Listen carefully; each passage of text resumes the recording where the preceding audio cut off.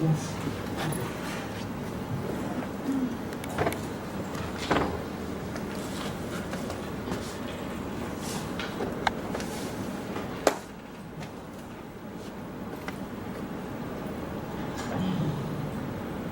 So, we are going to begin the third and last seminar on intercultural philosophy. I would like to thank again Professor Mal for being here with us, Christine also for helping us with everything and being here.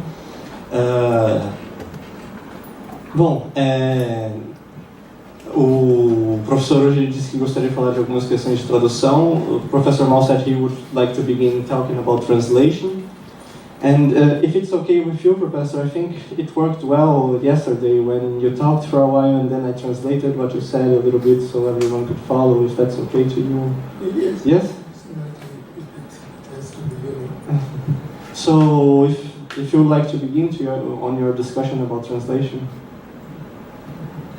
Yeah, before I got it. It's all right. Yeah. It's difficult. Before I start again, I just wanted to, cross-cultural meetings in the history of humanity.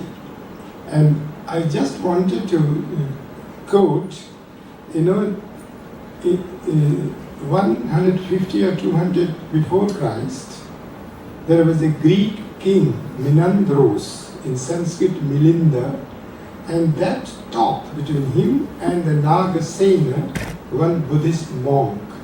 Methodologically, this is one of the masterpieces, how to deal with philosophical religious problems. And this I've compared once with the method of Habermas, who also thinks one should talk with each other without any pressure. And I will just quote that particular passage before you go to the problem of translation. This is after the victory of Alexander the Great, there was a short but very intense encounter between the Indian and the Greek cultures. This encounter is exemplified by the well-known kingdom of Menandros, that is Milinda in Sanskrit, Menandros in northern part of India, particularly Afghanistan today. We have many reports of this time, and the debate of King Milinda is famous in world literature, translated in so many languages. In this encounter, we find a very paradigmatic philosophical, intercultural, political, and religious pattern of discourse between the king, who was very much interested in philosophy and religion, and the Buddhist monk philosopher Nagasena. And this king had the habit, he was well versed in the method of logic from Greece. And he was quite powerful. Then it became his habit to invite Indian monks, Jainists and Buddhists, and he was always the winner, because winner in the sense the logic, he always tried to he tried to win, and he really won many a times. And all of a sudden somebody told him there is a Buddhist monk on the way to this part of our country, and his name is Nagasena. Why don't you talk to him on these problems? And then he said, come on, invite the man and we shall talk. And now I say how they started and how Nagasena started his discussions. Then, quote, then the king said, Venerable sir, will you discuss with me again? Nagasena says, if your majesty will discuss with me as a scholar, yes. But if you will discuss as a king, no. You just imagine, a very simple thing, And that is what, if you read Habermas, that is what happens. Yeah? A rich man, my professor, and this and that. So there is always some power, some force at the back of the discussion. And there, in simple sentences, is so, as a person, of course, but not as a king. Anyway, how is it then that scholars discuss? When, Nagasena says, when scholars discuss, there is summing up. Unraveling one or the other is shown to be in error, and he admits his mistakes, and yet he is not thereby angered, he is not angry, he accepts his mistakes. That is how intellectuals or persons like this discuss. Now, and how is it that kings discuss? When a king discusses a matter and he advances a point of view, a thesis, if anyone differs from him on that point, he is apt to punish him. And then, very well then, the king said, it is as a scholar that I am going to discuss with you for the first time. And unquote. And this methodology is really very, very up to date. That means without it any pressure and all that. And now my comment here is, before we go there, Nagasena here lays down the conditions for the possibility of an honest discourse, which of course demands not only intellectual honesty, that of course you have to have, not only intellectual honesty, but also the cultivation of ethical and moral qualities. That is what I have been talking all these days. Only pure intellect, purely analytic won't do, because the moral side, the ethical side, the cultivated side is missing. But also the cultivation of ethical and moral qualities that turn philosophical, religious, and political discourse as a way of life, and not only as a way of thought. Above it, the idea of unforced discussion, that is Habermas. And this idea is really practiced here between this king and the Buddhist monk Nagasena. That I just wanted to read you out, that such methods are there. And the majority of our students, they are not informed. And this is in a way sad. Sometimes the majority of the students in Germany, if they know anything, say, about Naga and Shankar, either it is their private cup of tea, or they do language studies of Buddhism and this and that, but not in the philosophy faculty proper. They ever hear the name of Nagarjuna or Shankar or Chonse and all that. And this is what my lecture is tomorrow. How come? This is against human rights. That is the word I have used. Anyway, let us see what we do tomorrow. Anyway, then I want to do today, I have formulated in it today while doing my breakfast, are we human beings, are we doomed to translations? That means, can we manage without translation? Yes? No? Can you manage? No. Eu posso fazer uma tradução? Não sei, um resumo talvez? Sim. Então, bom, ele começou querendo fazer essa observação justamente de que a gente tem um exemplo bastante antigo de uma espécie de diálogo intercultural por excelência que teria acontecido nessa figura do diálogo entre o Menandros, né, que é o nome indianizado, ou seja, é o Melinda, né, o diálogo do rei Melinda com o Nagasena, que é um monge budista. E ele acha que esse diálogo é uma obra-prima metodológica, porque justamente aí estaria colocado algo que o próprio Habermas teria formulado, dessa ideia de um diálogo sem pressão, né, de um diálogo sem coação, né. e que ele teria se dado nessa época que houve um encontro muito grande entre a cultura indiana e grega, depois da vitória do Alexandre o Grande, né? E aí justamente você tem esse rei Menandros do Afeganistão, que ele era um mestre assim, de filosofia grega, né? Ele dominava a filosofia grega e todo mundo que ia discutir com ele, ele sempre ganhava, assim, sempre triunfava logicamente, de algum modo. Só que aí alguém conta pra ele que esse monge budista está vindo visitar ele, Nagasena, né?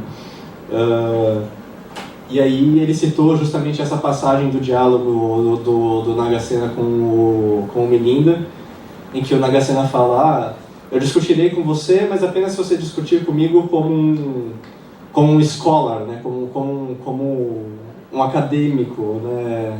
Embora nesse contexto seja estranho, mas como um erudito, não como um rei, né? Ele pergunta: bom, mas como que um erudito, como que um acadêmico argumenta? E ele fala: bom, quando um acadêmico é refutado, né, ou tem os seus... Oi? Vencido, né? É refutado, é vencido, quando fazem que ele veja os erros da sua própria visão, ele, em vez de se enfurecer, reconhece esses erros e os concede ao outro, né? E quando um rei é vencido na argumentação, ele se irrita e age com violência frente àquele que o refutou, né? E aí o Melinda fala justamente: então, muito bem, então vamos discutir como acadêmicos. Isso seria justamente essa condição de uma possibilidade de um diálogo honesto, né? Como se isso desse as pré-condições para que isso acontecesse.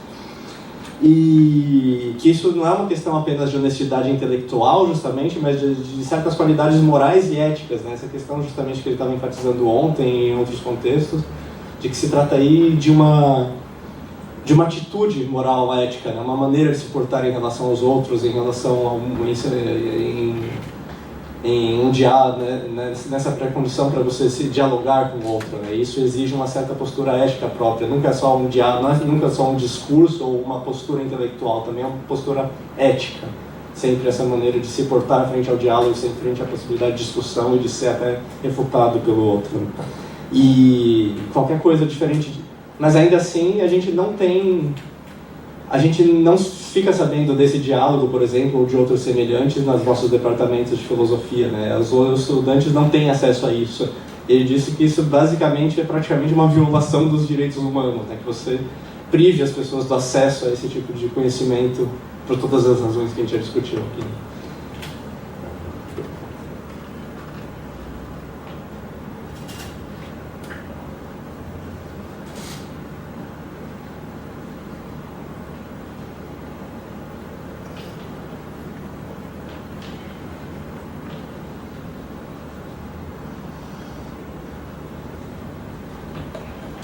I can just let me read it out first, and this is what I'm going to do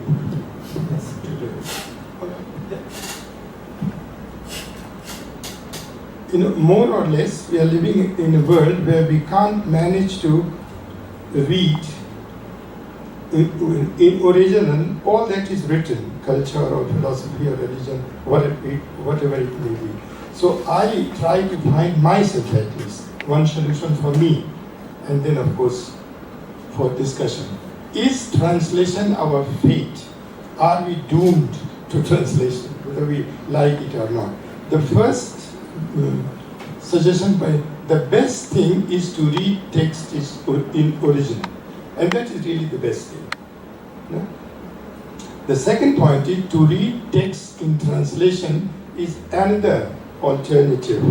That is what we normally do. Third point, but no reading, and that is the critical point, but no reading, whether in original or in translation, leads to an unanimous understanding. No reading, whether you read it in translation or original, it never leads to one unanimous reading. Plato was read even in Greece by so many Greek philosophers, and there were many, many Platos. The same thing with Buddha, with Kant and all that. And that is my trouble, So how to come to say, now I understand Hegel or Kant or or whoever it may be. Now the fourth is translation then also partly an interpretation?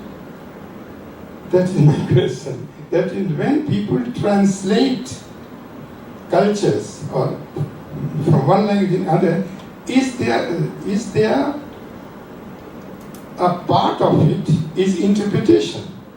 It is not 100% translation, because translations differ.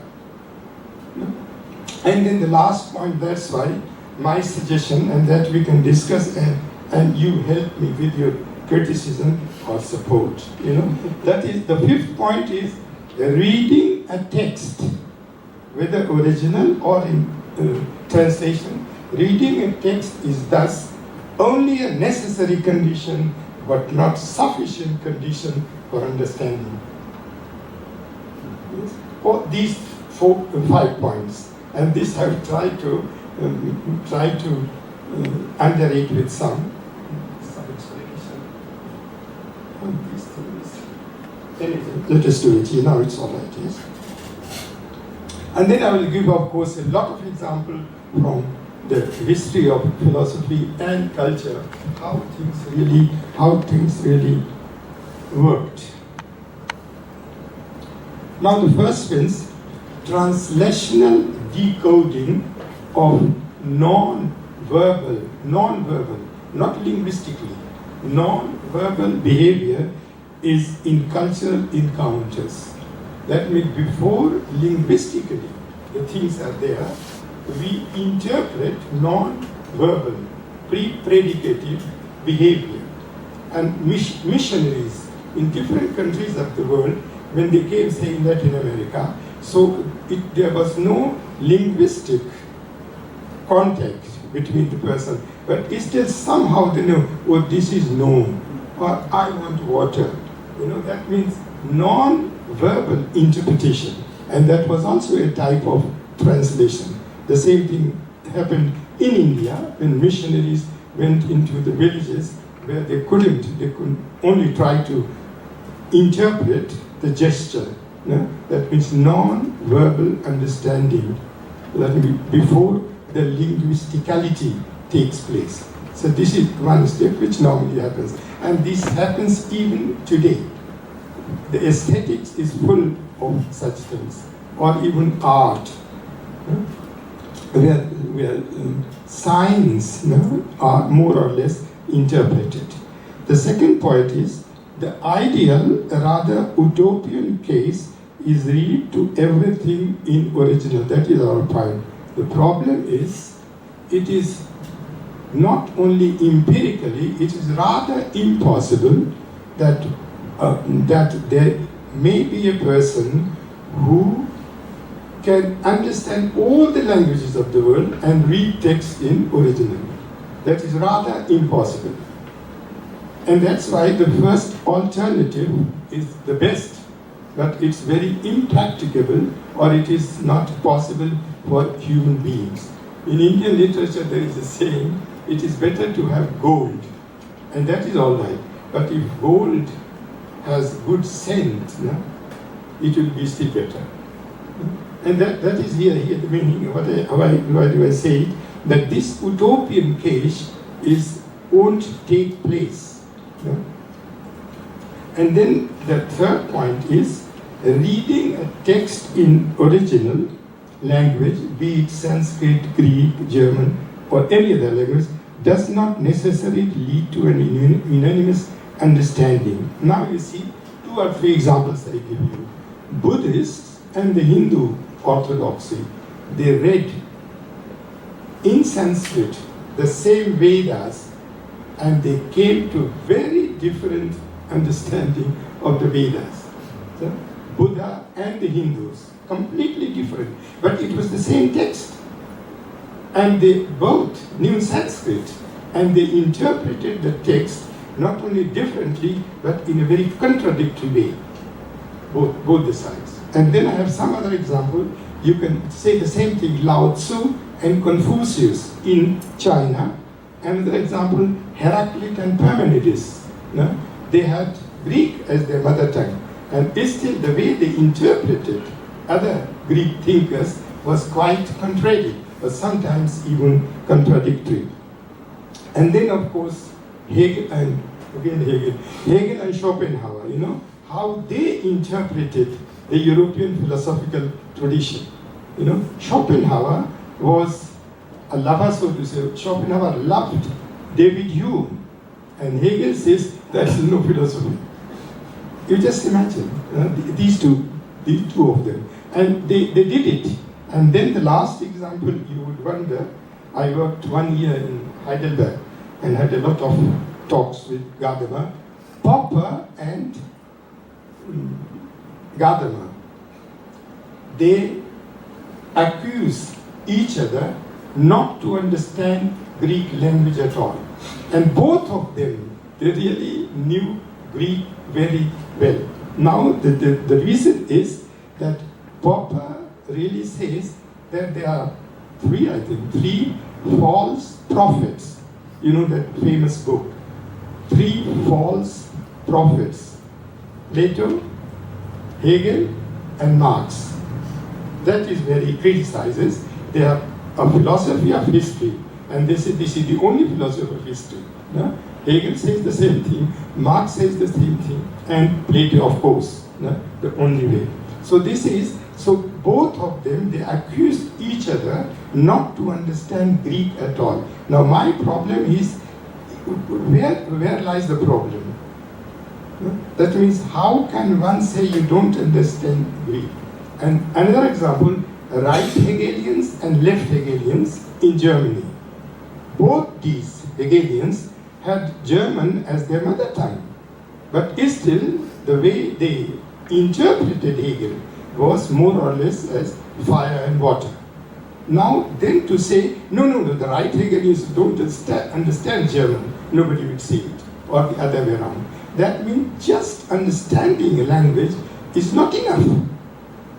Is not enough to interpret what you are interpreting. And in that way, and that is my critical point. Now we come to the next point. Reading a text in original is a necessary, that's why not a sufficient condition for understanding.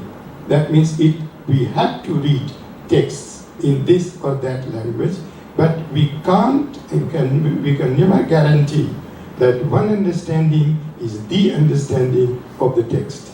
That means there is no one universally valid hermeneutic in whatever field it is, religion, philosophy, culture, politics, and whatever it may be.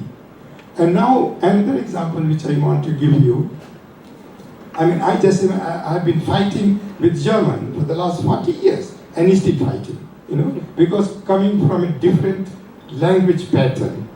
Hindi, Sanskrit, and this and that. Hindi is my mother tongue, But then I went to Calcutta. In one of my autobiographical article I have written, Calcutta, I come from the northern part of India. That is the place where Buddha died, Kushinara. That is where my small village is. But you just imagine, went to Calcutta, and that was my first immigration. Believe me, after matriculation, I didn't understand anything in Calcutta, because with English, the language is completely different. The way they wrote the Devanagari script, that was also different. So many things, and I was nearly lost. Of course, later on, somehow I managed, and then Germany. But anyway, I'm not complaining. Be careful. So, and now another example here. One can read a text, even in translation, and come to a good or better understanding. And that is the point I give you. Thomas von Aquino, and that everybody knows. Thomas von Aquino was not good at Greek. He didn't know any Greek. You just imagine. And he's one of the philosophers and theologians, the best Aristotelian. You just imagine. Now the problem is, how did he manage? And it is said, of course he read in translation, and sometimes asked his monk brothers to translate some of the things. That means I must not read the text in original in order to understand the text. That's why I gave this example. Of course, this is a very big bright example. It may not happen to me and to you, I don't know. But this possibility is there, and this is a big name. And the example I would like to give you here, after him, Karl Jaspers, this philosopher, Karl Jaspers says he was a very narrow, Eurocentric person, even at the university level. And after the war during the period, he was not allowed to give lectures, and he was arrested in his home and all these things. And these days he started reading Indian and Chinese philosophy. And his question was, we Europeans are talking so big things about human reason, but what happened to human reason in the hands of Hitler, for example? And then he was wondering, what reason is this? And there he became quite critical and read non-European philosophies, particularly philosophy and religion. And then, after that, of course, he taught at the University of where? In Switzerland, I think, no? Ultimately, where did he teach? Basel, that is very tough, because he didn't want to come back to Germany. So in Basel, he used to give lectures on European philosophy, psychology, of course. He was a psychiatrist. At the same time, he used to give lectures and seminars on Indian philosophy. He has also written a small booklet, Nagarjuna and Lao Tzu. And there, people were just wondering. And that was the change, where he became not anti-European, but a type of universal thinking. And he started a new conception of Filosofia Perennis. That means in Europe, Filosofia Perennis has one gestalt, but Filosofia Perennis had so many other gestalts in other cultures. And now why I tell this story? Once it so happened that a journalist went to Karl Jaspers and said, Herr Jaspers, Mr. Jaspers, and Professor Jaspers, how come that you give lectures on Indian Chinese philosophy? Do you know Sanskrit or Chinese? And Karl Jaspers looked at him and he said, no, I don't know Chinese, I don't know Sanskrit. But how do you manage to do it? Now see his answer. Very simple and very sincere answer. He says, you just see here on my table nearly 10 different interpretations of Lao Tzu. 10 different interpretations of Lao Tzu. And all these different interpretations I have read. I inform the students about all these 10 interpretations, plus I tell them one particular interpretation looks better for me. This is what I do. And then he put a question just roundabout, the other way around. He said, now you tell me, had I read Chinese or Sanskrit, my interpretation would have been the 11th, not the 12th one. My interpretation must have been somewhere within these 10. And then he said, if we just wait till we know Sanskrit and Chinese so much, then of course many generations would pass away till we come to that. That means that's why I said translation is not our fate, but still we should try to read things original. I mean, these are some of the examples. And now I don't want to be too critical, In Germany it happened, I taught at the University of Wuppertal for a few years. And the trouble is some of my colleagues at the university, I know the situation of the university from within all these 40 years. How the students read foreign texts. And some of my colleagues said, Mr. Mann, it's all right, we would like to teach Indian and Chinese philosophy, but our students don't know these languages. That will be difficult. Then I told, come on. 90%, more than 90% of at least German students read Plato in translations. You know? So also in the case of Latin texts. You know? Very few students know so much of Greek or Latin that they can directly read Plato and all that. Then I said, if these students can write their thesis and the seminar work by reading, by coming through translations, how come that we don't allow a similar practice when it comes to Indian or Chinese philosophy? And we are not living in an era where Schopenhauer and Kant or Hegel were living. There are very good English and German translations of Chinese and Indian philosophy, not only from the side of the Indologists or Xenologists, but also Indian philosophers living here or in India. They have written very good history of Indian philosophies. You know, so you just imagine that won't do. This argument doesn't work very much because our students read in translations and write their seminar works and all that. And then of course I have written with an Indologist. He's a philosopher and Indologist. I wrote a book. I don't know whether I brought it for you. 100 technical terms of Indian philosophy. And there I have just tried to these terms in comparison with European philosophy and with these Indologists. That is what I did. And then I told these colleagues of mine the best way would be, if we want that our students to know some Sanskrit, then do it. That was my suggestion, a type of mini Sanskrit course.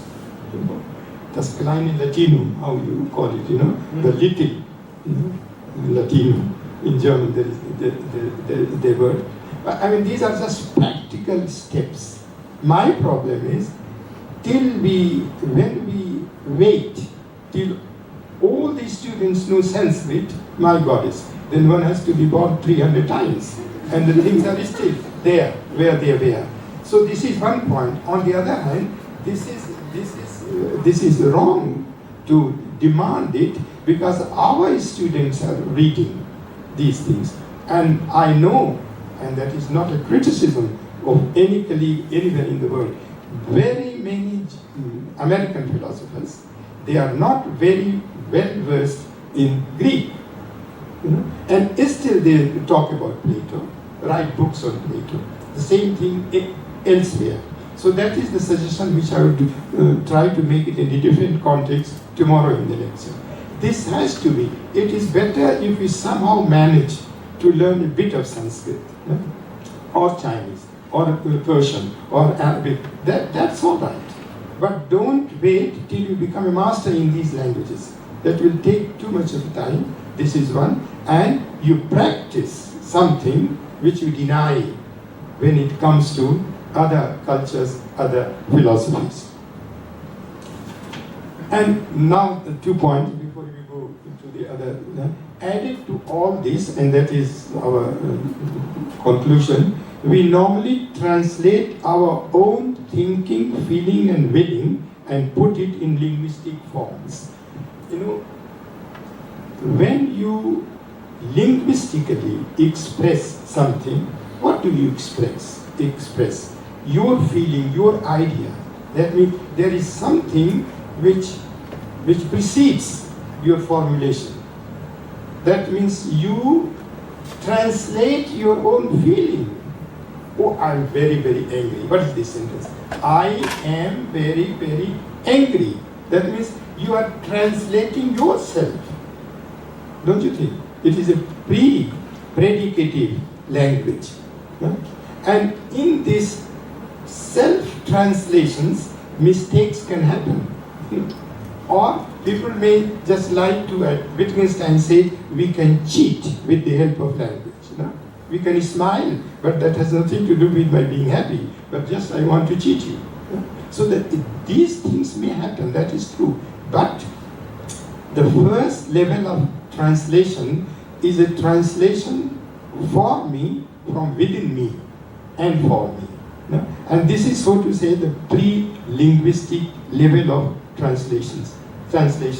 And then, if you don't mind, I started doing philosophy in Germany at the University of Göttingen.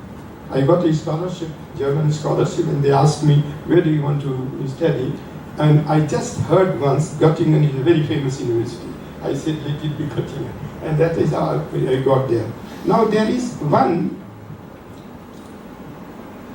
way of how to translate. This is a very personal story between two friends.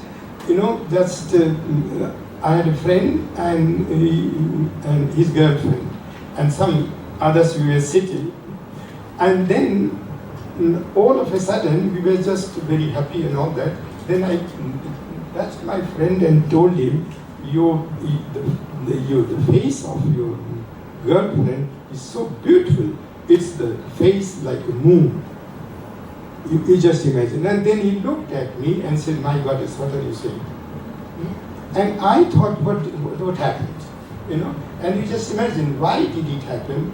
I committed a mistake, yes, but I didn't commit a mistake on a different level. You know? Coming from India, that means in Indian, Persian culture, if the face of a beautiful maiden is normally compared with moon, and in Germany it is just the other way around. Yeah, in German language you should never say such things, and that is what happened. I wanted to praise, but it just went the other way around. And then of course he told me that he didn't mind it. You shouldn't say that. That is yes, of course. I mean, that was really very, very, very sad. Then I thought, some mistake I have committed, but I didn't want to commit the mistake. No? I didn't will it. No? Then I thought for a long time, and that was the topic later on in a seminar, in the first seminar with the students. You just imagine, coming from a different culture, I have the habit of comparing faces with moon, or the eyes with the eyes with animals and all that. And in a culture where human beings are an image of God, you know, no relation with the animals and all that. And this happened in such a way, then I met with this group. I said, come on, let us discuss where is my mistake. And believe me. And then I told, there is always a feeling of it's a beautiful face. Whether I come from the moon or United States or Germany or whatever it may be, we always say, oh, this is a beautiful face. So this feeling is universal. This feeling is universal, I told my friend, in your case and in my case. Also there we meet. That is the overlap. And where is my mistake? My mistake is that I was a servant of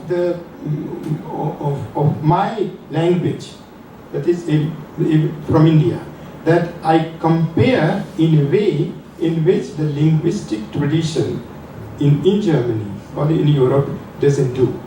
Now you just see these two cases, and this can be done only when the cultural relativism, so to say, even linguistically or even from the point of language, we should keep in mind that they have to be done in that sense. Anyway, the last, then otherwise it will take too long time. Is translation then really fully free from interpretation? And my answer is, it was never so, and hardly it will be. I am not going to do a transcendental philosophy. It will never be like this. No, it is improbable. It is rather impossible that we can ever completely get rid of interpretation when we translate. We translate different faces very differently, you know, and even in the language. And here, to translate is, that's why partly to interpret. And you just imagine, Rushdie has been translated in many languages, that very dangerous book for Iran. No? And different translations, Rushdie told once, this translation is not that good as the other one. That means every translator can't avoid to translate things in such a way which is not 100% identical with the other translations. And that is the problem. That doesn't mean that we should stop translating. Only that to translate does not mean that you say, my translation is the only translation. And this is the same hermeneutics. There are persons, your translations may be better than my translation. That is true. And that can be proved linguistically and all that. But to say, no, there may be 100 translations, but mine one is the only one, and that is again a dictatorship in translation or translating things. Yes? I think we stop now and then we I'll do my best to try to. Bom, vamos ver por onde começar aqui. Sim, bom, acho que é bom começar pelos primeiros itens que ele enumerou sobre essa pergunta se a tradução é o nosso destino, né? Se nós somos fadados a traduzir. E o primeiro item que ele elenca é justamente que a melhor coisa, a princípio, seria poder ler os textos no original, né? A melhor coisa seria ler os textos no original. Contudo, em segundo lugar, ler textos em uma tradução também é uma alternativa, né? Second best thing, né? Na falta, não podendo ler no original, podemos ler na tradução. Mas nenhuma leitura, quer no original, quer numa tradução, leva a um entendimento unívoco, né? Um entendimento único, como se, porque a gente tivesse acesso ao texto original, a gente tivesse acesso a um significado único, original, o que quer que seja. Porque... Afinal, e aí ele elencou uma série de exemplos de filósofos que têm a mesma língua materna, que falam na mesma língua, fazem filosofia na mesma língua, leem os mesmos textos, interpretam os mesmos textos, mas de maneira completamente diferente, né? Então, o budismo e o hinduísmo, o Hegel e o Schopenhauer, o Gadamer e o Popper,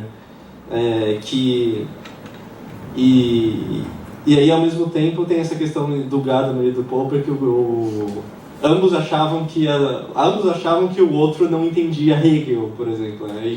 E mais do que isso, que o outro não entendia grego, que o outro não entendia bem a língua grega, né? E que era por isso que eles tinham uma interpretação e por isso que eles teriam uma interpretação errada, né? Mas o que o Mal aponta também é que isso seria justamente já uma espécie de violência, porque não se segue de você entender a língua original, justamente que você vai ter que ter uma única interpretação, né? A interpretação é sempre múltipla. E isso também leva ao item 4, que a tradução a pergunta sobre se a tradução já é parcialmente uma interpretação, no que o Mal de fato defende que sim, que não há nenhuma leitura, inclusive tendo se vale tanto a tradução quanto a original, que já não vai trazer uma interpretação consigo, e por conseguinte, por mais que em algum sentido ler o texto original seja uma condição necessária para algum nível de entendimento, ela não é uma condição suficiente, né? Porque justamente isso não vai te dar acesso a um significado único, a desvelar o texto completamente, né? Isso não basta, e isso não é a condição que vai te permitir ter a melhor leitura ou a única leitura possível do texto. E ele até falou, por exemplo, que a gente tem na história de filosofia filósofos que não liam no original e que ainda assim tinham interpretações brilhantes, que foram levadas muito a sério, como o Aquino, justamente lendo Aristóteles, ele não falava grego, né? Então às vezes ele consultava os monges lá e assim por diante, né? Bom, acho que a ideia era resumir e não falar tudo o que ele falou, porque não vai ser muito... Mas acho que essa conclusão mais geral seria justamente que você tem um domínio, você tem essa... Na tradução você sempre tem essa dimensão também do pré-verbal, segundo ele, né, dessas coisas que não são simplesmente a língua, quer dizer, você tem sentimentos, pensamentos e algo que você traduz verbalmente, mas que não se reduz a algo verbal, e que você pode até traduzir mal, né? E aí ele deu esse exemplo justamente de uma vez ele foi falar com um amigo que tinha uma namorada, e ele falou que a namorada tinha um rosto muito bonito, ele achou que o rosto era muito bonito, ele falou, nossa, o rosto da sua namorada é como uma lua. E o amigo dele ficou puto com ele porque isso era quase como se fosse uma ofensa, assim, para o alemão, né? Mas a questão é que na Índia, quando você quer elogiar o rosto de alguém, de uma moça, alguma coisa, geralmente você usa essa metáfora da lua, né? E na Alemanha seria justamente o contrário, isso soaria como algo ofensivo, assim, né? Você está falando alguma coisa meio bizarra. E que ele disse que ele teria acertado e errado ao mesmo tempo, né? Ele teria errado porque ele teria acertado porque ele de fato estava querendo dizer algo ali que o outro não entendeu, que é que ela tem um rosto bonito, né? Era isso que ele estava querendo traduzir, essa sensação de você olhar para o rosto da pessoa e achar bonito, que é uma sensação universal, que é o domínio justamente dessa intersecção, né? Dessa overlap, onde por mais que a gente tenha experiências linguísticas diferentes ou línguas diferentes, todos nós temos esse aspecto comum de olhar para uma pessoa e achar que tem um rosto bonito. Mas aquilo que ele fez errado é que ele meio que foi vítima do seu próprio de estar preso à própria língua, né? E perceber que isso era uma maneira de expressar dentro da língua dele, que naquela outra língua poderia vir a ser interpretado de um outro sentido, de uma outra maneira. Então você tem essa dimensão que justamente há uma dimensão da linguagem que não se deixa resumir a questão verbal e que também justifica que a gente não se preocupe em querer que para que a gente possa estudar filosofias indianas, filosofias não europeias nos departamentos de filosofia, a gente acha que primeiro as pessoas têm que dominar inteiramente a língua para depois poder estudar, né? O que já é uma coisa que a gente não faz nós mesmos com com os autores da própria tradição ocidental, né? Quer dizer, ninguém exige que para a gente poder começar a ler Platão na graduação, a gente seja assim um mestre do grego, né? Isso é uma exigência que nunca se coloca. E que o Mal justamente passou por uma situação na Universidade de Wuppertal em que os professores falaram, não, a gente quer que você ensine filosofia chinesa, que os alunos tenham acesso à filosofia chinesa e indiana, mas eles não sabem a língua. Ele falou, não, vocês estão falando isso, mas aqui os alunos começam a estudar Aristóteles desde o início, filósofos gregos desde o início, tem que saber a língua original, né? Então, isso é um pressuposto completamente equivocado. É claro que você pode ir tentando desenvolver e aprender a língua para começar a entender e ter um entendimento mais aprofundado, mas não pode ser uma exigência para que você possa começar a ter um contato com esses filósofos que você tem que ter um domínio completo, um bom domínio da língua, né? Isso de fato não corresponde com a nossa própria experiência formativa já com os nossos próprios autores, né? A gente faz dissertações ou mestrados sobre autores em que a gente ainda está aprendendo a língua original e usando as traduções. And I actually would like to add an anecdote to your anecdotes relating to translation and how you don't have to be capable of reading in the original in order to have an understanding or even a better understanding than someone who... It's actually an anecdote from this department because there are two professors here, and there was a time when one of those professors was translating Kant. He's a very important German idealist translator here, and also German Romanticism translator. But he would consult with an older professor from this department, a very respected professor, and he would read the translation out loud for this professor. And he would listen, and then he would say, no, that's not quite right. There must be some mistake here. The thing is, this older professor knew no German whatsoever. He couldn't speak German. He didn't know any German. But when this other professor would check, when the older professor told him that there was a mistake, he would look in the original, and there was indeed a mistake. That is, somehow he could understand the text and what was saying in the translation, and he could see, because of his understanding, that something wasn't translated properly, or that there was some sort of... And then the other professor would look and he would say, no, indeed, there's a mistake in the translation here. So I think that's a very good example of how, precisely of what you said, knowing the original language doesn't mean that you are going to have the correct understanding of the text. Not necessarily. Not necessarily. and our not understanding the language will mean that you won't be capable of having also a good understanding of the text. But how did, that is interesting for me, but how did the other professor manage to tell that, the other professor who knows German? Yes. No, I heard a language which I don't understand, but your interpretation, your translation is not up to the point. I think, how did he manage?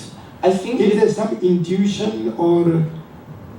I would say, well, in my opinion, I think it's because there would be a conceptual matter there, right, yes, in which you would say, well, here the concepts aren't fitting exactly, so yes. and then he would say, no, here it's not working according to this concept construct. That could be. And he would look, and then the other professor would look, and indeed it was he would.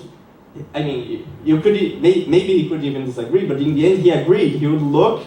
And he, understanding the language, would say, no, I agree with you. I agree with your understanding of this. I mean, that is the case also Thomas von Aquin. After him, Aristotle became the key figure in European, in European philosophy and culture. Not Plato. Plato was before that. And he was also not well versed in Greece, in Greek language. That is, and still I would like to know so many languages. That is true. That is in a way sad. And India itself is a jungle of languages. This is, and the whole jungle becomes, I don't know if you've been to India, the whole jungle becomes because Devanagari script in northern part of India, it is more or less similar, but still, when Calcutta is written in Bengali script, then I will have problem to read this script. That means I have to understand Calcutta nearly 20 different ways of script. We don't have any Roman script as you have. So I can understand Monsieur. Yeah? I know what is written there. But in India you can't even read it Monsieur because it is written in a completely different way. And in that way, British people did so many bad things with Indians. And with regard to language, this is really something good. Otherwise, Sanskrit is not a living language. Now, under this one-sided government, there are places where they want to teach Sanskrit, and particularly in western part of India. Small children, they should speak Sanskrit.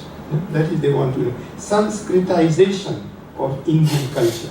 And that's why this bloody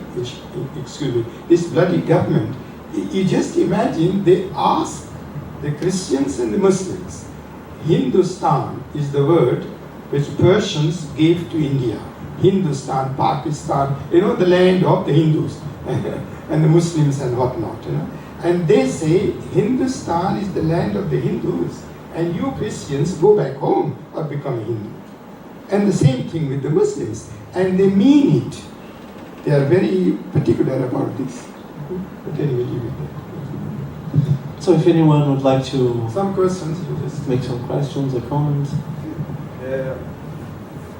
Martin Gartner, ele escrevia em inglês.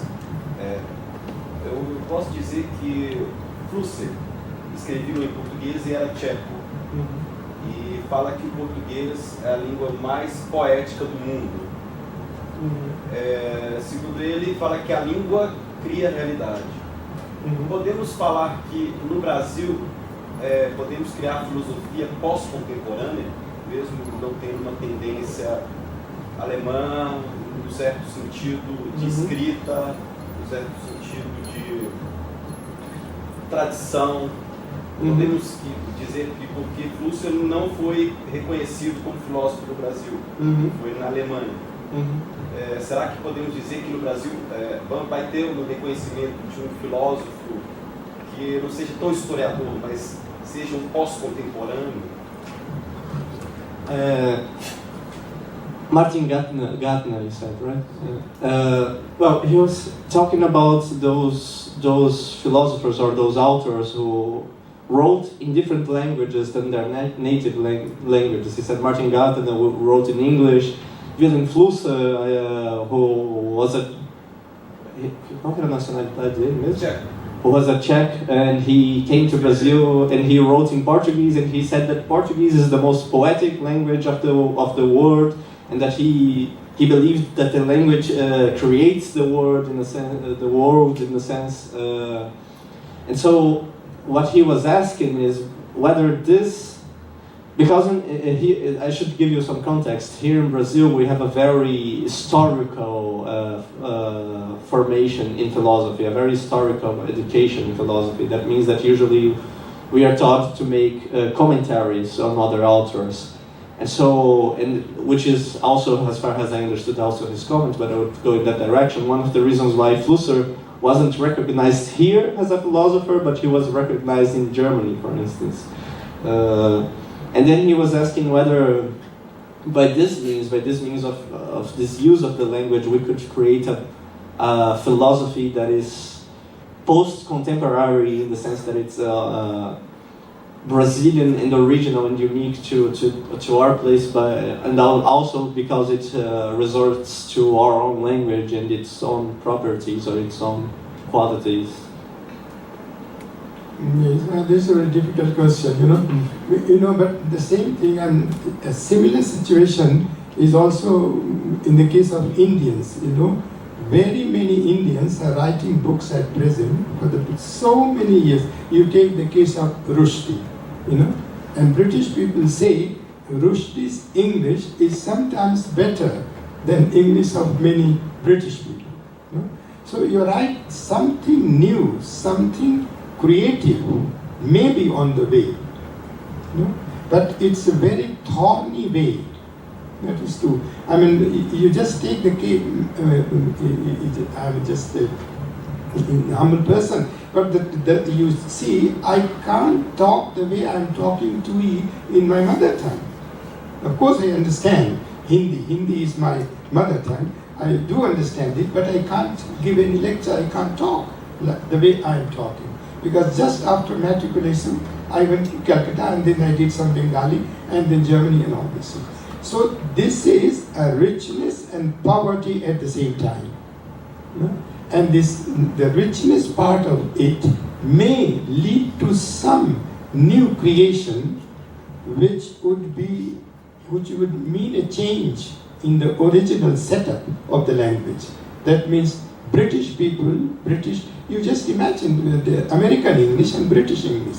I have two friends from Scotland and they close their ear when Americans speak English. One lady, she's a teacher in the college, she said, these barbarians' way of speaking English language. She simply doesn't like the way they speak English. But that won't help these days.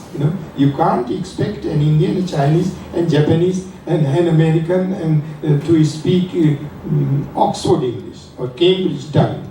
That is impossible, out of different reasons. So there, I would rather, I would dream, that some new gestalt of language comes out of it. Only, the Brazilian, I mean, particularly both Americas, are a different case because more or less you are European to begin with, and India was not European or China to begin with, because these refugees from Europe came to your country, Only the Indians, they didn't have a chief. He could have said, no, just apply for, what is this? Flüchtling. Refugee. No? You should apply for refugee, then you will give. That was not the case. That is what in Europe it is being done. But majority of the Europeans were refugees. And refugees out of economic reasons. Don't you think? Many British people, the Germans, because of religion and because of poverty, they came to both Americas. And more or less it is the same thing which is happening at present. Only Berlin can tell these people either you apply for that you can stay here or go back home. But those days, the Indios or the Red Indians in North America, they could do it. They didn't have this power. There was no capital like, say, Berlin or Paris. But anyway, that will be too political. I'm going to do this thing. You ask about the sociological side of it, yes? Yes. Anyone else would like to make a comment? Yeah, I would like to share an experience that I had that might shed some light on the work we're trying to build. So, about 4 years ago, I went to Canada I did a course in yoga. And we had one of the courses that we took there was an introductory course on the Bhagavad Gita. Mm-hmm. And then we had, I think it was a 4 or 5 day course. So they broke the text into parts, and we were briefly introduced into the context in which the Gita was supposed to have been written. Yes. Anyway, and then we were invited to interact with the text, not only through, let's say, a cognitive, intellectual approach, but through other approaches that I would call embodied learning. Yes. Mm-hmm. So we would use practices, body practices, and other sorts of practices to interact with the text. So what I realized that we had to read the text firstly without the comments. We had to read the bare text. And I said, how are we gonna do this? Because I was used to do this in another way here. You heard also in the Sanskrit? No. No. Sometimes. The text was written in Sanskrit, No. and then there was the English translation, Yes. but it was done by Swami, I forgot his name. I'll try to remember. Anyway, there are so many. But there were comments, but we had to ignore the comments. And sometimes we had to take passages and work on the passages all day long. So we had to do a lot of work on that and meditate on the passages, but like stay with the passages for a long, long time, sometimes a whole day, sometimes a few hours. And then something amazing happened because I realized that I was given authority to make my own interpretation of the text without relying on the third person, on another authority. So that was amazing to be given that freedom to enter the text. And then I had to journal. I had to write about my discoveries. So that was amazing because of that, but also because we were supposed to bring that into our lives. So people were at different moments in their lives, and so they brought that text, the interpretation of the text according to the moment they were living. The difference was that was acknowledged. And that got me thinking, maybe in the past, when I was reading texts, academic texts, I did the same thing. So maybe that was the reason why some texts, some authors attracted me more than others. And later on, when I read other authors that in the past I didn't like that much, I understood it better. So that was one highlight that got me thinking.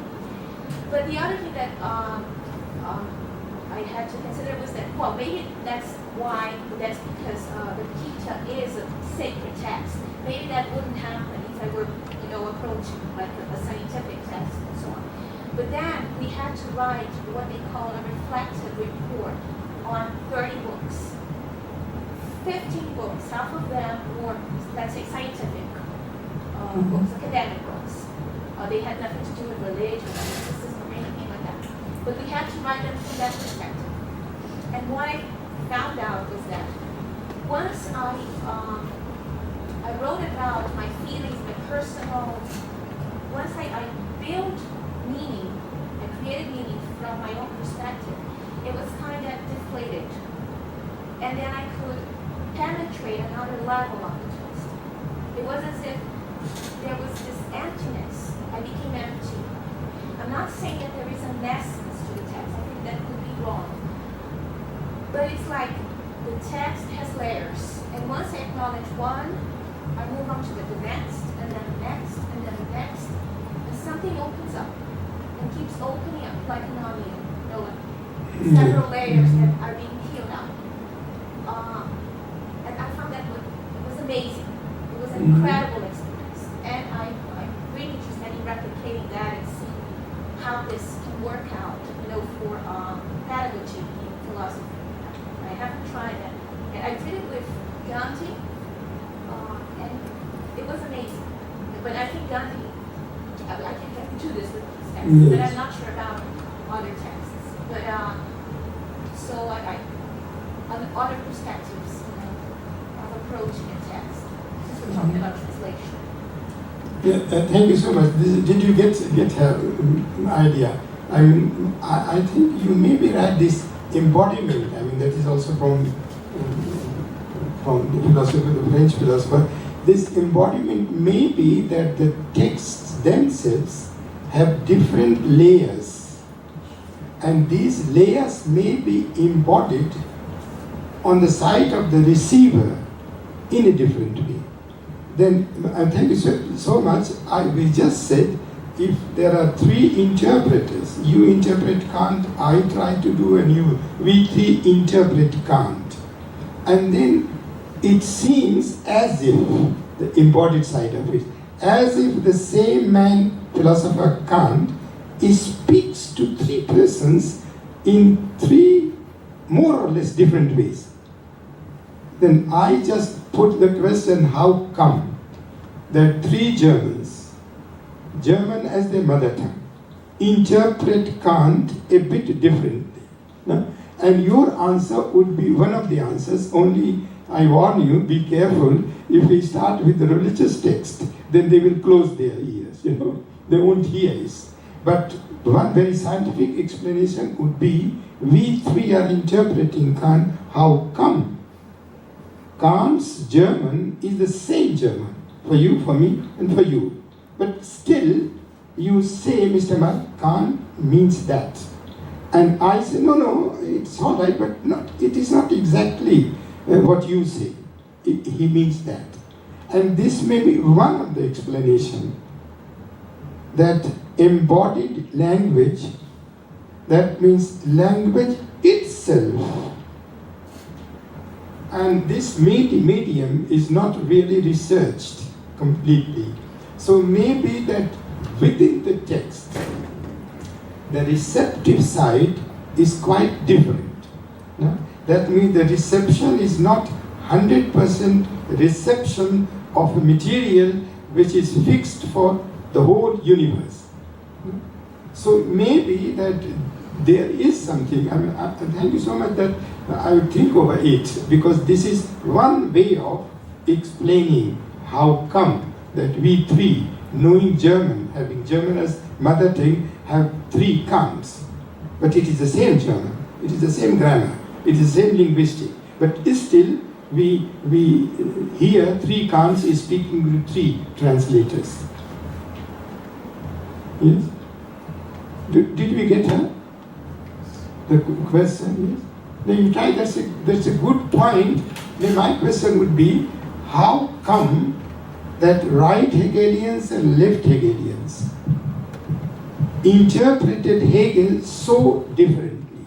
So one answer would be that the person who is interpreting is active in interpreting, is not purely linguistic, but it is also my feeling, my way of seeing things. No? Could it be possible? Now you try to help me.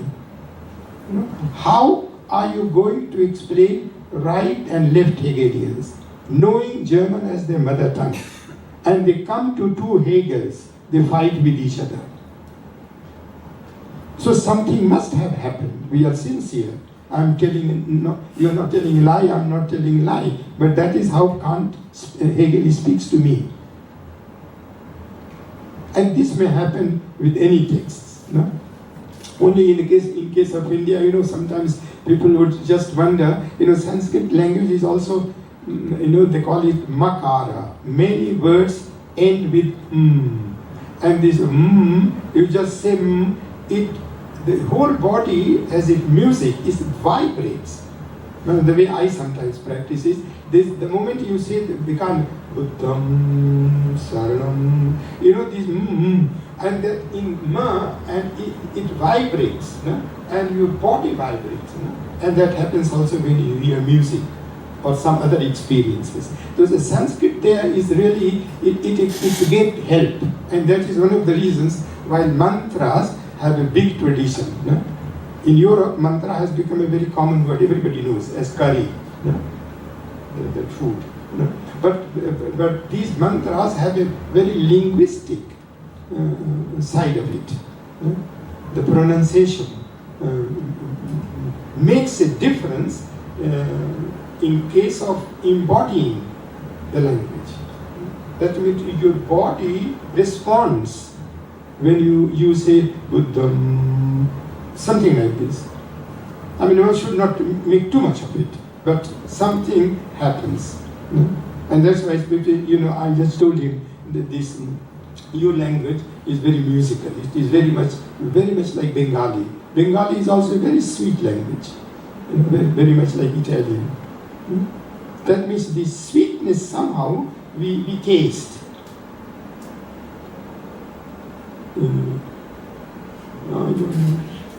This is in India. Just imagine, this is Ramakrishna Paramhans, this Vivekananda and all that. Ramakrishna Paramhans was once asked, what's the matter with the word this and that and Maya and that?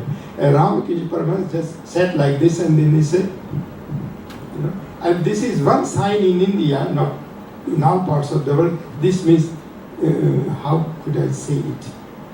It's wonder, it's a mystery. And this is how they say it. And I have this habit sometimes also. Some of these students ask me, what is this? I said, if I knew that. And then do you shake your in a shaking has two things, Sometimes this is yes and this is no, Yes. What is in your country? This is yes, and this is no. But in India, in Bombay side, something like this do it. Now I come from the northern part of India, and there is a change. Now I have some problem.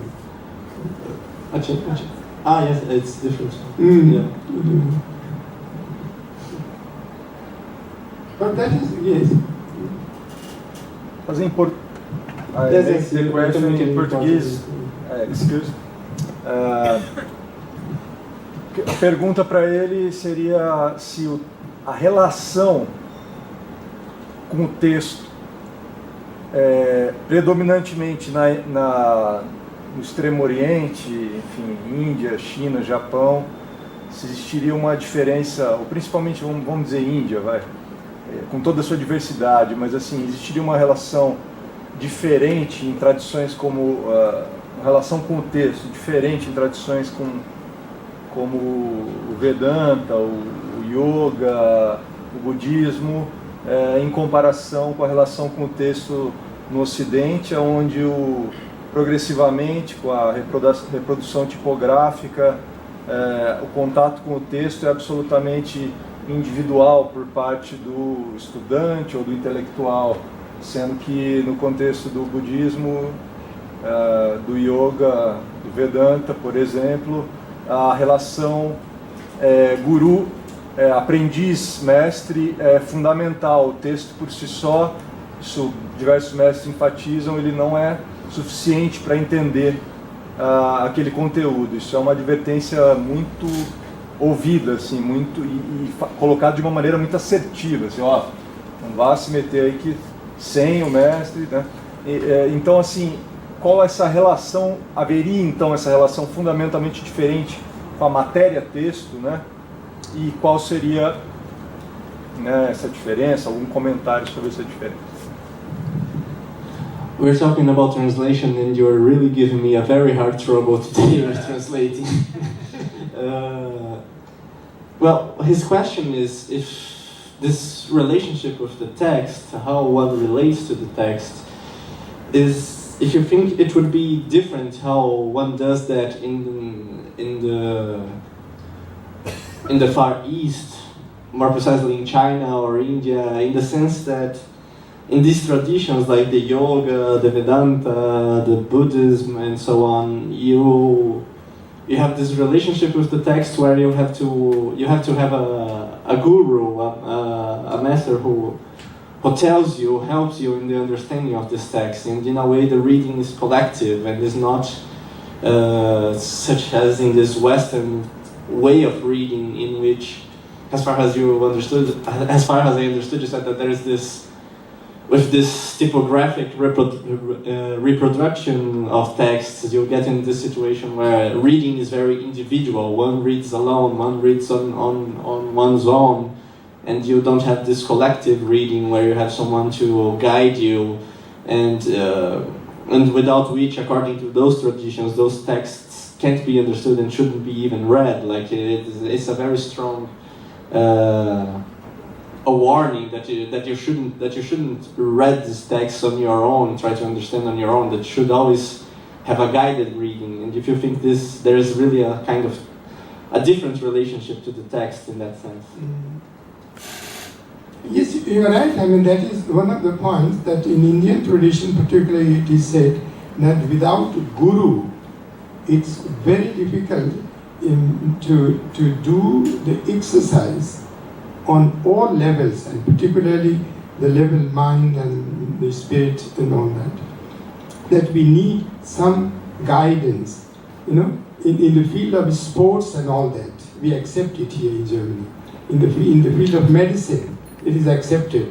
There should be a guide. You know? Or when you do sport and all that, football and all that, there is somebody who is always leading us. But in India, it has always been, in spite of the fact that there may be gurus who are bunkam, who are bogus. Yes. What? Bogus. Guru. Bogus. They may be bogus, or they may be, but there are many priests who are doing something else than Christianity. You know, in India also, Buddhism went down in India because the Buddhist monk became very, very unethical and immoral those days. You know, even in the church and also. So in India, in Hindi language, there is a joke. You know? Guru and Goru. Guru. Guru is the guru. You know? And Goru is an animal. Guru, animal, you know, identity. the Guru and Goru. So, you know, this is, or the same thing with yoga and bhoga. You know? That yoga is something fine, and bhoga is just enjoy. So these are the jokes within Indian context. But what you just said, that one should keep the lessons which do come from the tradition, from the language, which we want to imbibe or understand or practice. There you may be right. There you may be right. And there are, you know, the yoga is a type of, that is my feeling, I'm just a beginner, that there is a change which is happening. I personally, I told you I'm an active pessimist, you know. And then very few people know in Europe that there is a yoga asana which is called Shava asana. Shava asana. Shava is dead body, corpse. And asana is this, you know, this asana. The asana of a corpse. You know? And this, I read a lot on these things, how these people came to this combination, you know, the dead body, and then you sit in the position of the dead body, asana. And one of the explanations which suits me is the following. You know, we try to imitate, we try to have the peace of a dead body, you know, the peace, you know. But the dead body has no consciousness. The dead body does not know that the dead body is full of peace. So I want only this peace from the dead body, the peace from the symmetry on that. But I want to be aware of it, that I have it, you know. And this yogic asana tries to combine consciousness with as if I were dead. You know? And the very asana is, it is not just doing some exercise. You just lie down on the bed, or anywhere, you know, and just either you put your hand here or that, and just try to do some type of auto-suggestion, you know, that you are a part of this room, and this room is in Sao Paulo is Brazilian, and that somehow, that you feel as if you are a part of this whole universe. And this, that is how people say this leads to a type of change. I realize it, I enjoy it. It happens very little, even a gram of it is enough, because you're not dead. That's why it won't be actually 100%. But this exercise, this way of asana is very little known in Europe, because nobody combines with dead body. But the peace in the symmetry that is normally used in this country, in the language. And this peace we want to be conscious of. And this could be done with some form of auto-suggestion. So anyway, we don't want to do yoga here, of course, But things are there which could be linguistically worked out. That is true. Because otherwise it will be very difficult to explain the differences which we always have. Then it is by chance. Or no, you are dreaming. It's nonsense. But it's really not nonsense in every sense. Sometimes you mean it. That is how you experience it. That is the embodied experience, as we said. So I personally would say, like Buddha, all the four Hindu yogis, he said, no, go to hell. I'm trying myself. And he did try himself and got where he wanted to get. So, and that is my personal feeling. I am not going to wait till everybody understands me. That won't be, that day won't never come. That means what you feel to be the right path, do practices. That means objectification and universalization, they should not necessarily go together. There is a very good example of Goethe. He sees one very beautiful church and he says, as I saw the church, I was feeling as if I'm erasing, I'm just flying. That is the feeling which he had. And now you just imagine, I in one of the seminars said, this feeling of Goethe, this feeling is objective. He's not dreaming. Or take the case of, suppose I see a painting of an art of Picasso, and something happens to me. That which happens to me is not my creation.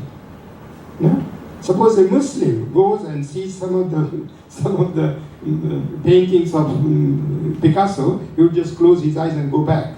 So that what happens is objective. But this objectivity is not universal. And in the seminar, the students were in a way quite happy with me. I said, come on. So if Taj Mahal in India or anything which is beautiful, so I don't say this is beautiful because I just want to say. I don't create this judgment. The thing impresses me in such a way that I formulate, this is beautiful, this is grand. This is grand, this is an objective experience. But the trouble is, the other person says, no, I don't feel it like this. And that is, in one of the seminars, I learned from the students and the otherwise round, don't confuse objectivity with universality. And that is my example. Your kavya is my spinach. So when you say kavya is fantastic, I say, no, I can't stand kavya. And when I say about my spinach, you can't stand. Still we understand each other. What we understand is this objectivity of taste. That is all. And this objectivity of taste overlaps. So never confuse your objective experience of beauty or whatever it may be. And if your friend says, no, come on, you are dreaming, then don't fight with him. You say, yes, your kavya is not my spinach. And this habit has come to rule because of the natural sciences, objectivity rules, and social sciences, even psychology and sociology, they are just imitating. Things are changing a bit at present, and this helps me personally very well. Because very few things can be universalized and objectified. But normally we try, you don't see things the way I see things, and then we suffer. We are sad that he doesn't see that this picture is beautiful, for that we can pay millions. And that would be more or less the case in that way. Anyway. Você quer que eu traduza para você alguma coisa? Deu pra... Beleza. No, I asked him if he wanted me to translate to him what you just said, and he said, well... Essa última parte aí, se você puder pegar mais o finalzinho aí. He wants me to explain more this last part of what you said. Então, pelo que eu entendi é que você colocou justamente essa questão das diferentes relações à língua, né? E ele concordou, por um lado, que tem essa relação importante, mas que, por outro, tem essa questão do guru, às vezes ele é picareta e tal, também só o guru não garante que você vai ter uma boa interpretação, mas que ele concordou que teria essa dimensão, que seria interessante pensar nessa dimensão linguística também, desses processos, ou mesmo dessa relação entre guru e mestre, né? Porque, ou mesmo dessas práticas meditativas, do yoga, por exemplo, né? Ele citou essa postura, essa asana do qual? Do cadáver mesmo, né? A postura do cadáver, que você justamente se coloca como ser cadáver. Corpse. É isso que eu não tinha entendido. E que você meio que fica deitado daquele jeito, né? De um cadáver, e fica meio que... E aí tem uma espécie de autossugestão, né? De você tentar se imaginar estando morto, porque você quer ter a paz do morto, mas quer estar consciente disso, né? Porque o morto não está consciente, então você quer ter a mesma paz do morto, só que consciente de estar tendo essa paz, digamos assim. E aí, no final, ele falou que tem essa questão justamente de que dessa distinção entre uma universalização e uma objetificação, né? Porque há coisas que seriam objetivas no sentido de que se referem a algo no mundo, né? Por exemplo, quando sinto o gosto de alguma coisa, está se referindo a um objeto, não é simplesmente algo que está acontecendo só na minha cabeça, não tem nenhuma relação a algo externo. Então, de fato, tem algo de objetivo ali, tem algo que diz respeito ao mundo, que diz respeito ao objeto nesse sentido, mas que não é universal porque não é verdade digamos, de todos os objetos, né? Ou de tudo que há no mundo, ou de todas as relações desses objetos no mundo, né? Então, se eu gosto de espinafre, isso é em algum sentido objetivo nesse sentido, né? Não é só uma coisa não é só uma coisa da minha mente, mas ao mesmo tempo isso não quer dizer que é universal, porque você pode gostar de caviar, né? Você pode gostar por outra, você tem uma outra relação a isso que é objetivo, né? Então há coisas que são objetivas nesse sentido de que se referem de fato a algo no mundo, mas que não são universais por causa disso, né? São particulares nesse caso. Não, mas você entendeu a relação desses dois últimos pontos com a questão inicial, porque acho que eu não entendi muito bem, mas deixa... Não. Acho que porque vai ficar complexo, né? Sim. Mas tá legal. Well, if anyone else wants to make a comment, wants to say something, yes. Professor, I don't know if I can frame it properly, but in part you already answered my question. It was about this interpretation, like intercultural interpretation of images. But when it comes to translating religious images, like I think you said an example, but there's this example that I like, is that when the Jesuits went to India and to Tibet, and they saw like the deities, they saw the mandalas, they saw the Buddhist, Hindu, and all the representations of complex systems of thoughts. So when you put in this way, it seems like, for me, it's almost the same way we try to interpret images, because you never have just one voice in this interpretation.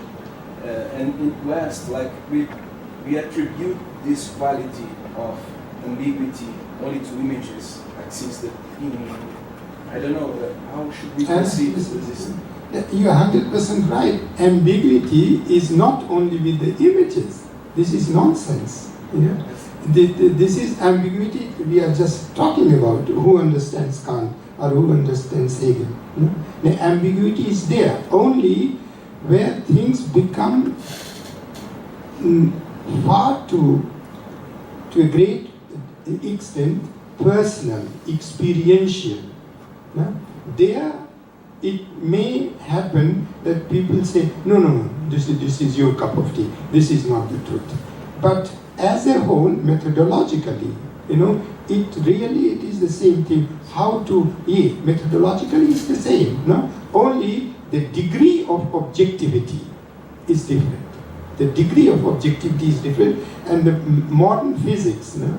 I have a friend, the modern physics says, suppose a nurse goes to the patient and measures the temperature. Then there is objectivity because she is expert in using a method, you know, and then she says it's 40 degrees or something like this. You know? And this becomes not that objectified as in the case of, say, physical experiments and all that. But we are not dreaming when we say, you take the case of that will be too much. Last year, there was a conference of our society. You were there. Yeah, there was. That is, and there, that is a picture, what was that? And paintings and all that, interculturally interpreted. That is, the book is coming out. That is something very interesting. And there, they asked me to, the topic was iconography, interculturally. And I just had a lecture, iconography in Hinduism, Buddhism, and Jainism. And there I discussed for the first time Tantra iconography, you know. And there they were just wondering. I had some pictures and just showed to them this tantric iconography. And many of them, of course, they will close their eyes. You know? But if you close the eyes, that is your cup of tea. You know, don't close the eyes. You just try to see what the picture wants to say.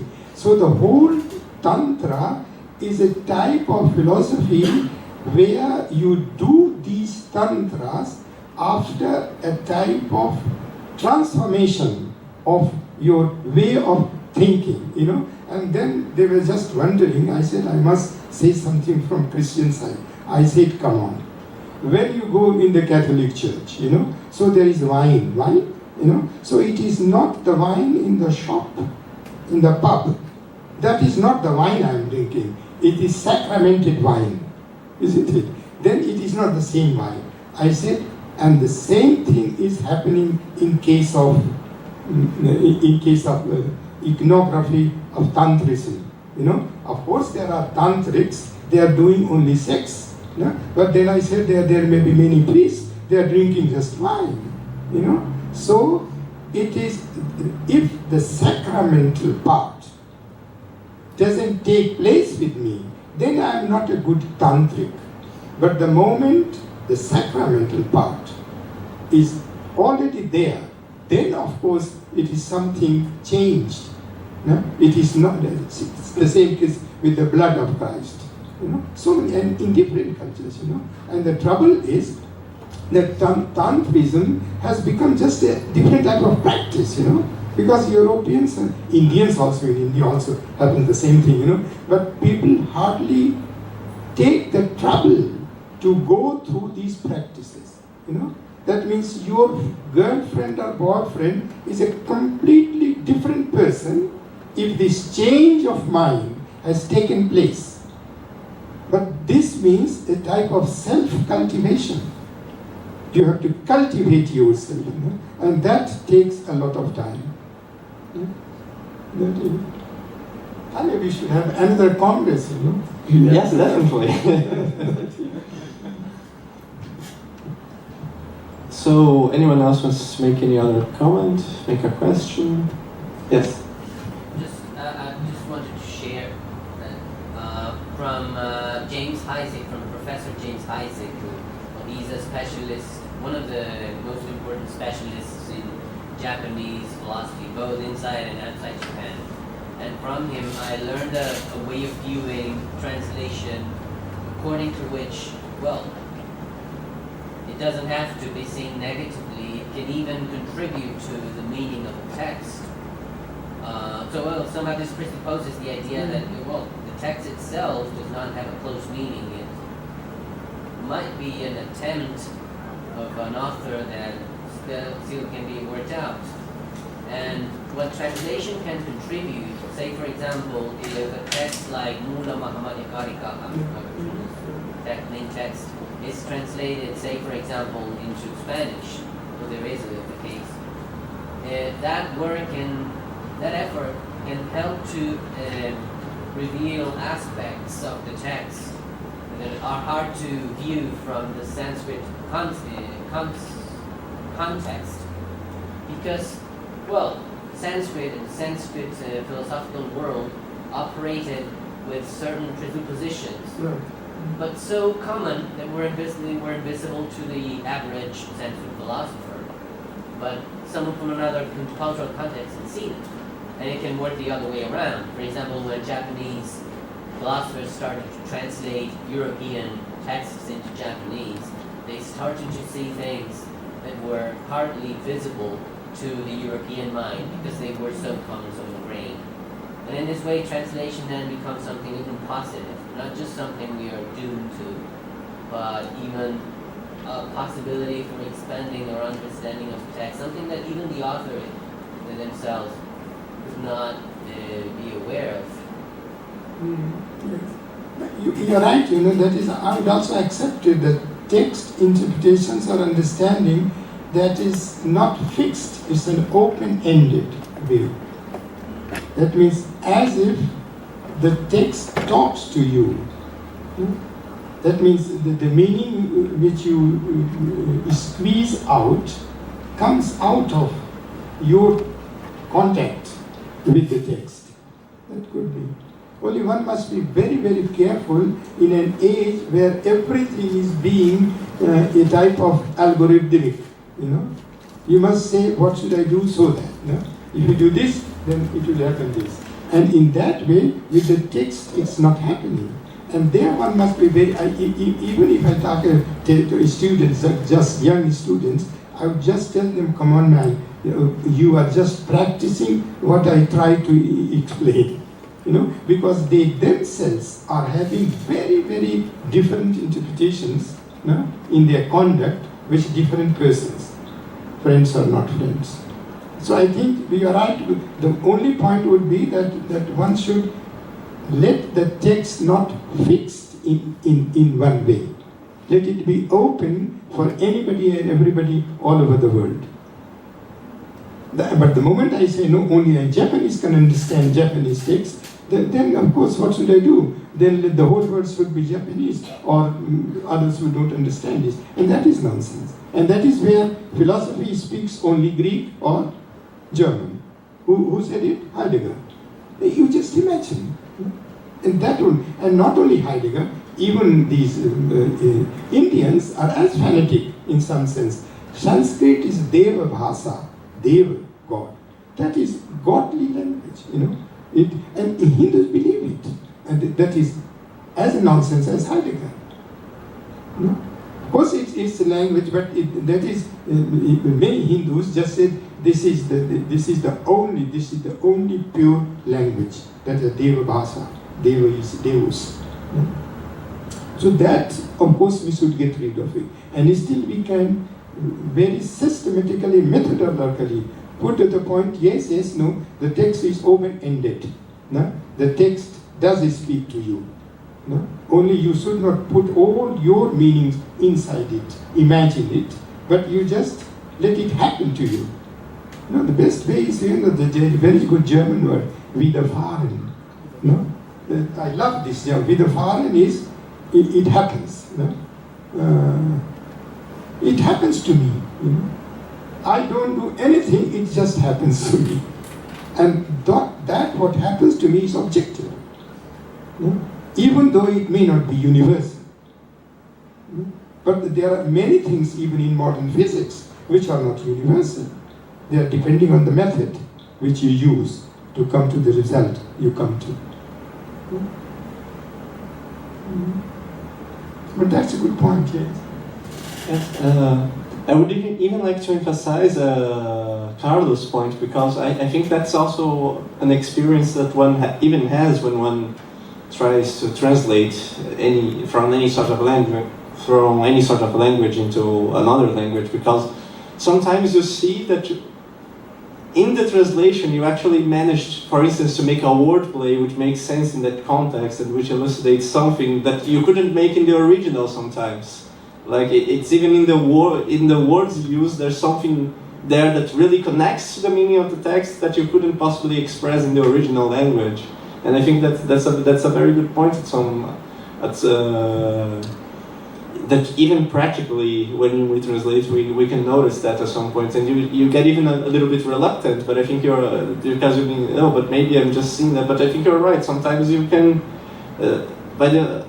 because I also think this has to do with the overlap precisely, because it's as if there's something about which we are talking about, and that's the moment of the overlap. And each language finds a way of talking about that, but precisely because of that, one language elucidates it in a way that the other doesn't, and then you can get another dimension of that of which you're talking about that you wouldn't even get in the original language, even if it's relevant for the original text as well, because we are discussing this overlap, this intersection.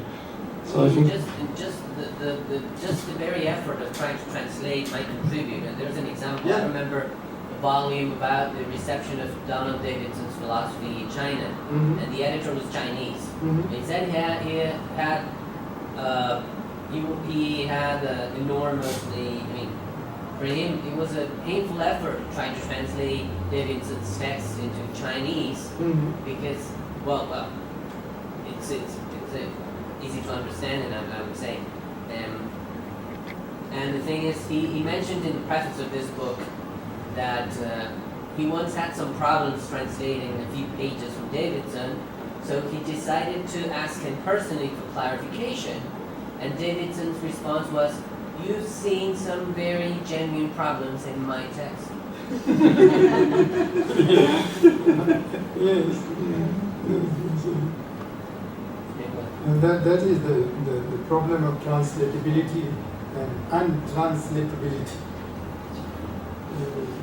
But that shows very clearly what we were discussing before, that translating is already interpreting, because he was already trying to understand the meaning, and by doing that he found some very serious criticisms or questions that you could point out to the philosopher, I guess. Well, personally, I've had that experience sometimes. When translating, it is there where I see some problems in the original text that were completely invisible to me when I tried to understand in the original. And I also think that actually has a lot to do with education, really, with pedagogy, because it's very close to that feeling that you get that it's when you have to teach something to someone else that you really have to learn that, because otherwise you can't really manage to put it in a very accessible or simple way. And sometimes I guess with translation it's a feeling that's close to that, because you're trying to communicate that to someone else, and in order to do that you have to have a really good grasp of that, and so you have to really try to understand it, and that's the moment where you come with where you realize the shortcomings of the text itself. But in a way, Sigmund Freud can help us. The trouble is that we are not 100% clear to ourselves. That means we are always interpreting ourselves, and sometimes we discover certain sides and we wonder, no, that can't be I. So in that way, it could be possible that there are texts and they may be my texts, and still the hidden meaning which I couldn't clarify, may be clarified by somebody else or through me or through some, it may be self-analysis. In the book which I have given you for the last 4 years with a student of mine, I have written this book, Philosophy as Therapy, which has just come out. And there I have just tried to, and I have tried it. Philosophy as a therapy. That means self-therapy. That means because I thought before I go to a therapist, some therapists need therapy themselves. So that's why you try yourself. And I'm happy with this student of mine who is doing his doctorate in Heidelberg. And we have done this book, and the book is being sold because philosophy must lead us. That's my problem. In a way, not only epistemologically, but also politically, theoretically, practically, personally. That means that enhancement of personality. So that may be that many things are not clear to ourselves.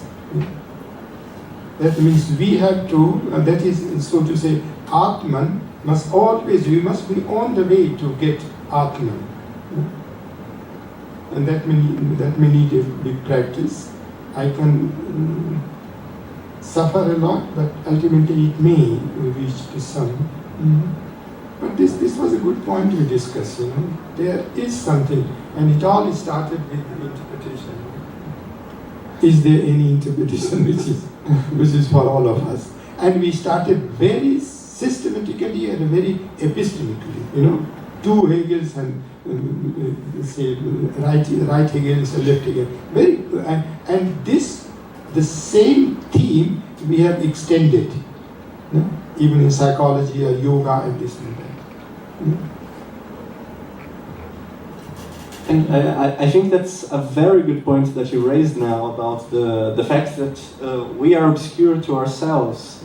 Because when it comes to translation, it's also precisely a way to criticize this very notion that you lose meaning when you translate because it's not necessarily clear what the other said. But in our own language, it's not clear what we are saying to each other necessarily, and it's not clear even to us what we are trying to say necessarily. So there's no qualitative difference between trying to translate yourself in your own language to someone who speaks your language or translating another language to your own language.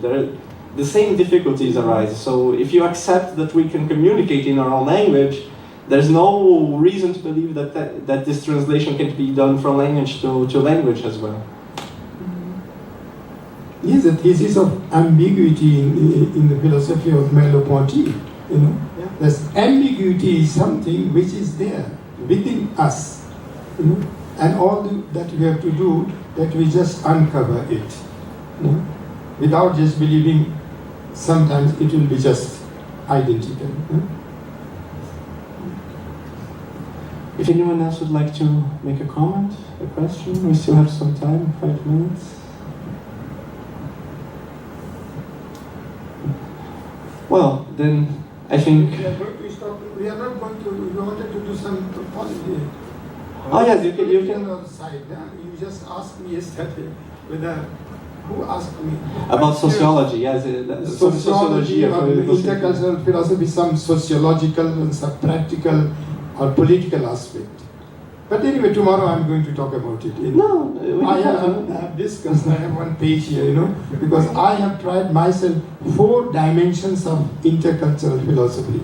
And 4 I have written here. The one is philosophical, theological, political, and pedagogical. 4 dimensions of intercultural philosophy. And that will be tomorrow my point. It has to be pedagogically experienced. It should be practiced. Because otherwise just teaching won't help if we don't have teachers who do it, and politically also. Yes. Should be good? Yes, please, go ahead. Anyway, it will take some 5 minutes, I read it and then we talk about it. It is here 4-fold dimensions of intercultural philosophy. Philosophical, theological, that means religious, political, and pedagogical. I could have written also literary. Anyway, so intercultural philosophy, as we understand it here, has a fourfold perspective. And these fourfold perspectives are like this. The phenomenon of interculturality under philosophical optics is that the one Philosophia Perennis is nobody's possession all alone. That means the one philosophy is not the possession of any one culture, philosophy, school of philosophy. And this is the philosophical optic, the philosophical dimension of intercultural philosophy. There is therefore more than one origin of philosophy. The second topic is, under the religious or theological perspective, interculturality is the name of some form of interreligiosity, with the firm conviction that the one religio perennis, Hindus call it Sanatan Dharma, this one religio perennis is nobody's possession all alone. If there is one true religion for the whole humanity, then this is not the property of one particular culture. The highest religious truth is in the need of expression, but it also resists total expressibility. We find aphorism in all religious traditions.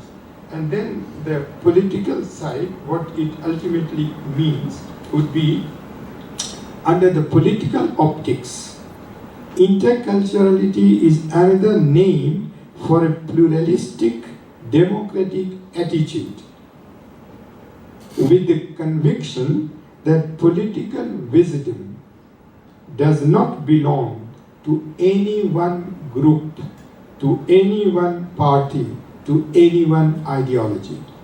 No? Whether it is China, Russia, or dictatorship of Hitler and other people. All philosophies of history, with the absolutistic claim of possessing the only true political truth, they are dangerous. No? That means this democracy, and we just talked yesterday, and this can happen only when we get at some form of overlaps. And these overlaps demand some type of compromise. Without compromise, there can't be, if there are different political parties. Now, the pedagogical perspective is the most important one, for it prepares the way that for the practical implication of the other three dimensions. To teach philosophy in an intercultural philosophical orientation is primarily a methodological step. This means that every teacher of philosophy, from the school up to the university, particularly in the field of the history of philosophy, is committed to inform students, for example, in their lectures and seminars, say on epistemology, metaphysics, that's beside the there's an example, two means of knowledge, experience and reason. Indian epistemology has, for example, 6 different means of knowledge.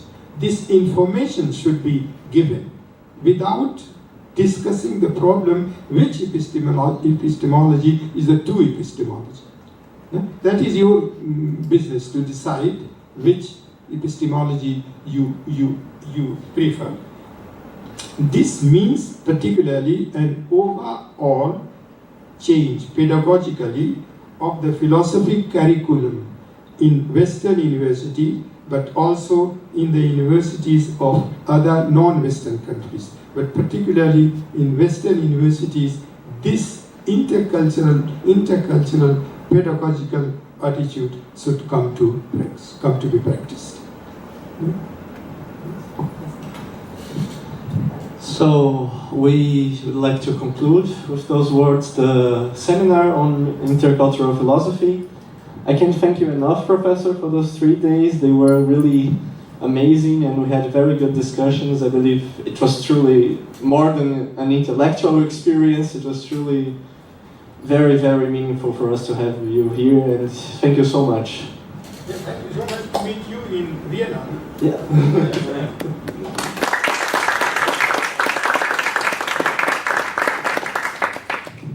Well, tomorrow we'll continue, and don't forget that we still have one more day with Professor Mao. Only tomorrow he's going to do the closing lecture on intercultural philosophy, and the first section tomorrow is on Arabic and Islamic philosophy and mystic.